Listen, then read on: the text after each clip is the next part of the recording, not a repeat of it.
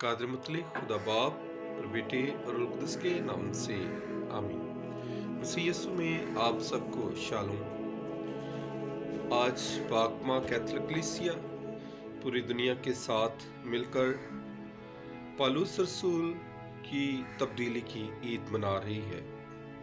आज की पहली तिलावत रसूलों के अमाल और उसके 22वें बाब में से ली गई है और आज का ज़बूर 116 तमाम दुनिया में जाकर सारी खलकत को अंजील की मुनादी सुनाओ, ये जमायती जवाब है।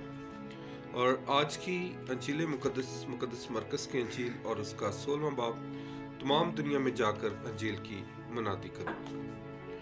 मेरे अज़ीज़ों, आज हम पौलुस रसूल की ईद मना रहे हैं कि खुदा ने उसे किस तरह से तब्दील किया। तो ये ईद ना सिर्फ पौलुस रसूल बल्कि हमारी ज़िंदगियों की तब्दीली के लिए भी है कि हम भी अपने आप को तब्दील करें और खुदावंद के ताबे बनाएं। पौलुस रसूल शुरू से मसीह खुदावंद का शागिर्द और पैरोकार ना थे।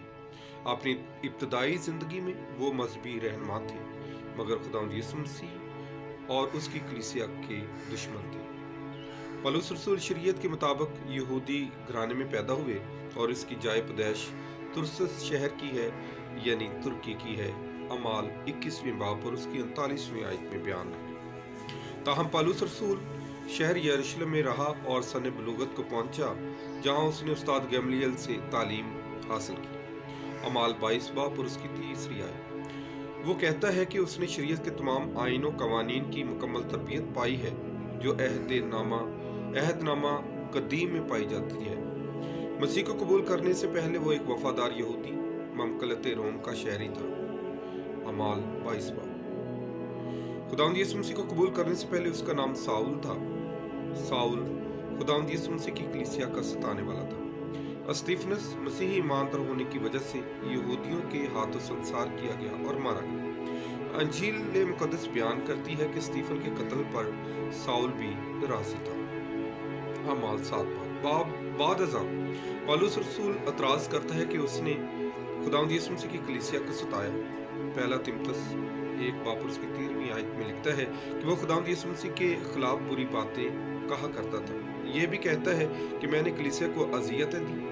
बेशक मैंने इन्हें बहुत अजियतें दी, लेकिन इसके बावजूद खुदा ने मुझ पर रहम किया और खुदा ने अपना प्यार दिखाया और खुदा ने मुझ पर तरस किया। खुदा ने किस तरह से साउल पर रहम किया, ये तब हुआ जब साउल दमिश्क के सफर पर रवाना हुआ ताकि मसीहों को सजाएं देने के लिए गिरफ्तार करे और उस शहर की कलीसिया को सताए। जब साउल सफर कर रहा था तो आसमान पर सूरज से भी तेज रोशनी चमकी और उसे एक बुलंद आवाज सुनाई दी, साउल साउल तू मुझे क्यों सताता है। साउल जमीन पर गिर पड़ा। 3 दिन बाद एक मसीही की मदद से, जिसका नाम हननिया था, साउल खुदावंद यीशु मसीह का ईमानदार पैरोकार बन गया और उसकी आंखें चंधिया गईं और यीशु मसीह ने उसे जब तक उसे बताया न जाए दमिश्क में ही रहने की नसीहत भी की थी। अमाल 9 बाब। बाद साउल का नाम पौलुस हो गया। अमाल 13 बाब। अब वो पौलुस रसूल बनकर मसीह की खिदमत करने लगा, एक ऐसा रसूल जिसे खुदावंद यीशु मसीह ने खुसूसी तौर पर चुना।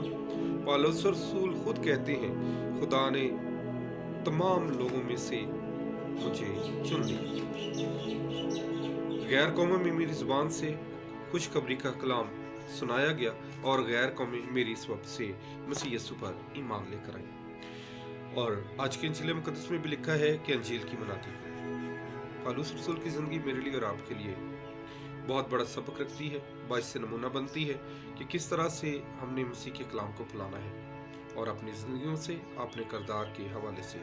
आज की ये ईद हम सबको बहुत बहुत मुबारक हो और दुआ गो है कि ये ईद हमें भी तब्दील करे जिस तरह से पौलुस रसूल को यीशु मसीह ने तब्दील किया।